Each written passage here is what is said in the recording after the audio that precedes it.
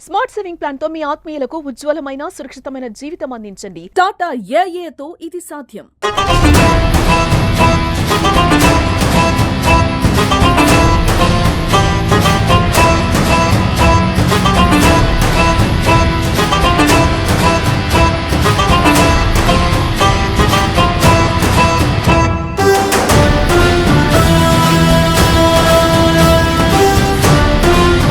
అహల్యాబాయి హోల్కర్ 300వ జయంతి ఉత్సవాలు ఇందూరు నగరంలో ధన్పాల్ సూర్యనగర్ ఎమ్మెల్యే గారి ఆధ్వర్యంలో పెద్ద ఎత్తున చేపట్టడం జరిగింది.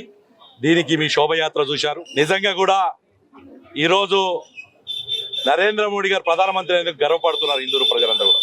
ఎందుకంటే 300 సంవత్సరాల కిందటే హిందూ సనాతన ధర్మ పరిరక్షణ కోసం ఎన్నో దేవాలయాలు కాపాడి ధర్మసత్రాలు పెట్టి మహేశ్వరం లాంటి దగ్గర చేనేత కార్మికులకు అండగా ఉండి ఒక కుర్మ బిడ్డగా పుట్టిన అహల్యాబాయి హోల్కర్ గారు 300 సంవత్సరాలు. నాకు 50 సంవత్సరాలు వచ్చినాయి, కానీ పుస్తకాలలో ఎక్కడ చదవలేదు, చరిత్రలో ఎక్కడ చూడలేదు. ఇవాళ నరేంద్ర మోడీ 11 సంవత్సరాలు తన పరిపాలనకు స్ఫూర్తి అహల్యాబాయి హోల్కర్ గారు అని చెప్పి ఈరోజు 300వ జయంతి చేస్తున్నారు.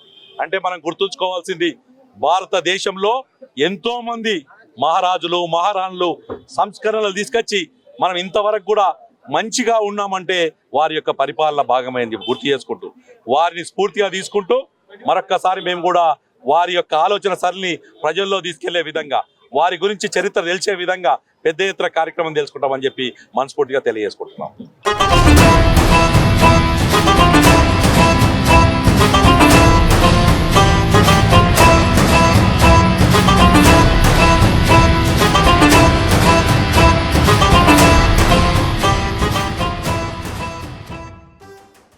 హోల్కర్ 300వ జయంతి సందర్భంగా ఆమెకు ఘనమైన నివాళులర్పిస్తూ అనేక దశాబ్దాల నుండి ఈ పుస్తకంలో కూడా ఆ వీరనారి అహల్యాబాయి చరిత్ర మనం చూడలేదు. కానీ ఆమె జీవితం అంతా కూడా ఒక ధర్మం కోసం, మన మామూలులతో శిథిలావస్థకు చేరిన ఆలయాల పునర్నిర్మాణం, ధర్మశాల నిర్మాణం, అదే విధంగా కుర్మకులంలో పుట్టి మహేశ్వరంలో పద్మశాలీలకు సహకరించిన, న్యాయబద్ధంగా ధర్మబద్ధంగా చేసిన పరిపాలన ఈరోజు వీరనారి ప్రతి మహిళకు కూడా ఒక ఆదర్శం.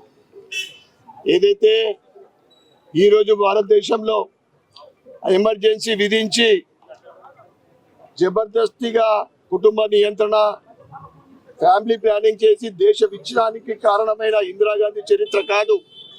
ఇటువంటి వీరనారీల ఝాన్సీ లక్ష్మీబాయి కానీ, శివాజీని కన్నా విజయబాయి కానీ, ఇటువంటి మహారాణుల చరిత్ర తెలుసుకోవాల్సిన అవసరం ఎంతైనా ఉంది.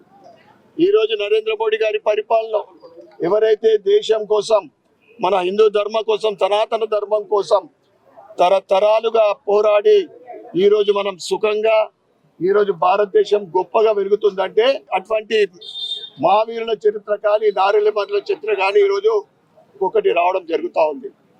ముఖ్యంగా ఈరోజు తెలంగాణలో గత కొన్ని సంవత్సరాల నుండి హిందూ దేవాలయాలు అక్కడక్కడ ధ్వంసం చేయబడతా ఉన్నాయి. మన హిందువులందరం కూడా ఐక్యమత్యం కావాల్సిన అవసరం ఎంతైనా ఉంది. ఒకవైపు మహారాణి అహల్యాబాయి 5 జ్యోతిర్లింగ ఆలయాలతో పాటు వందలాది ఆలయాల పునర్నిర్మాణం చేస్తే, ఈరోజు భారతీయ జనతా పార్టీ లేని రాష్ట్రాలలో దేవాలయాల ధ్వంసం జరుగుతూ ఉంది.